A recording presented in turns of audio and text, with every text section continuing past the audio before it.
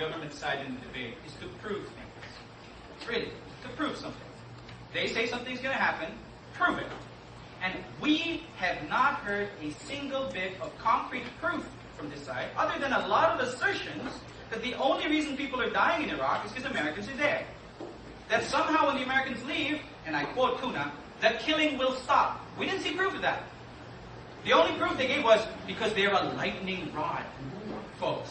So let me get this straight. No other people will be killed when Americans leave, because all of the foreign terrorists who have come in, as they themselves have admitted, will now suddenly go, oh, they're gone. We don't need to fight anymore. Forget about power. Let's allow them to have a democracy. Forget about power and control. Let's allow them to run a democracy the way the United States government wants them to. That's your line. And that's what they haven't proved.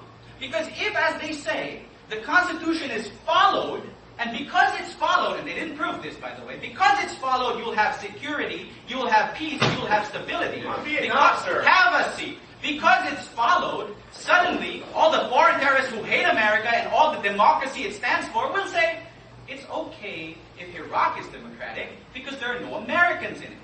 They didn't prove anything of that. They just kept asserting. Tuna said he proved that he would save lives. Tuna said he proved that he would reduce terrorism. They didn't do crap in that sense.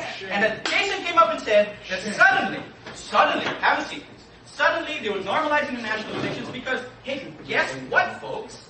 Now that America is gone, all the other countries will be all happy-feely, and they'll go, you know what? All our own citizens who died, the Korean citizen who was beheaded, all of these things, it was all worth it because America left, even though the job was not yet done. Now tell me, have a seat. Tell me how much of a moral justification America would have, how much moral justification America would have if they allow the deaths of these innocent citizens to go unjustified. Have a seat. Now let's see. Our case from this side has been very simple. We never said that the initial occupation was good. In fact, to be frank, I'll lay it down right now. It wasn't good. But the point of the matter is, America came in with a plan and they made a commitment, as Logan said. They made a promise. They said they would build democracy. They said Iraq would be better for what they've done. Have a seat. And not only is Iraq not better, Iraq is going to get worse because, as Logan already pointed out in his speech, you don't have security. You don't have stability. You have foreign terrorists controlling. The most feared person in Iraq, ladies and gentlemen, Muqtada al-Sadr, followed by Saddam Hussein. Have a seat.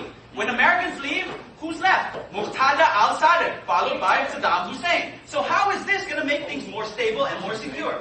I'm going to talk about, have a seat please. I'm going to talk about two things in this debate. I'm going to tell you why America leaving is bad for America. Because it destroys the fundamental moral high ground that America has always used to justify their foreign policy, which is that they're right and that they're promoting democracy. On imperialism, sir. And the second thing I'm going to talk about is American psyche. Americans like to feel right.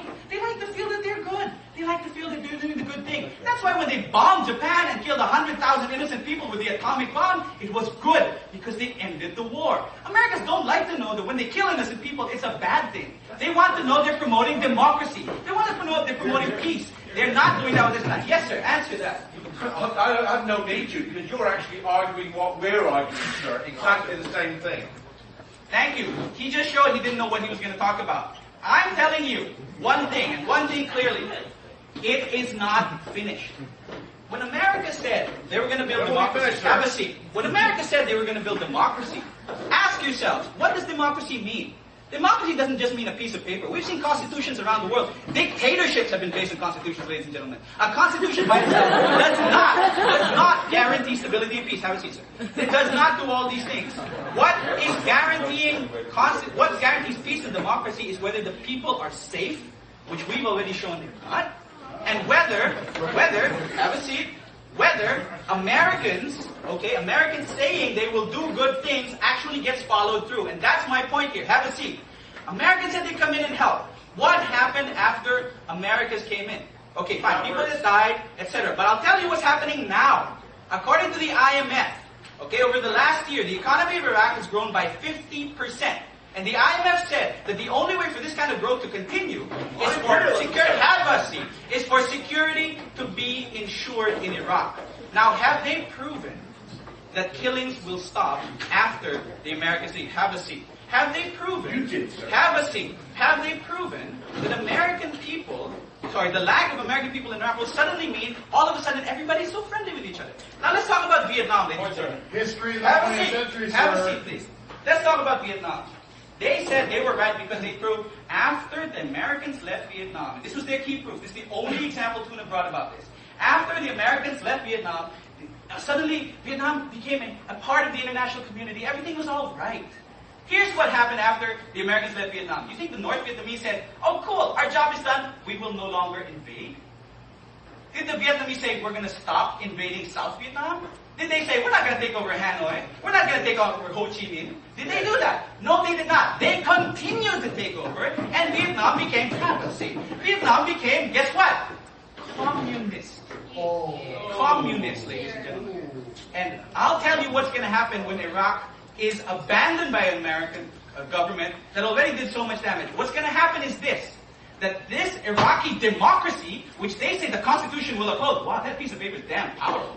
That piece of paper will guarantee that all the foreign terrorists who've gone into Iraq and hate America and the democracy that America stands for, that piece of paper will be so powerful, these terrorists are going to go, no, we're going to stop, we'll allow them to be democratic.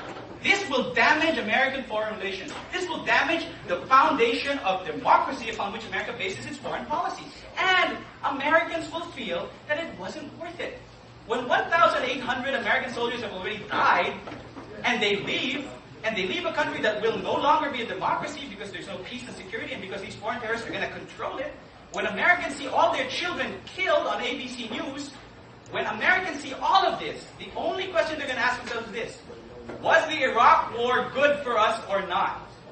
And ask yourselves that question. See if the American people are going to answer that with the appropriate, yes, it was good for us.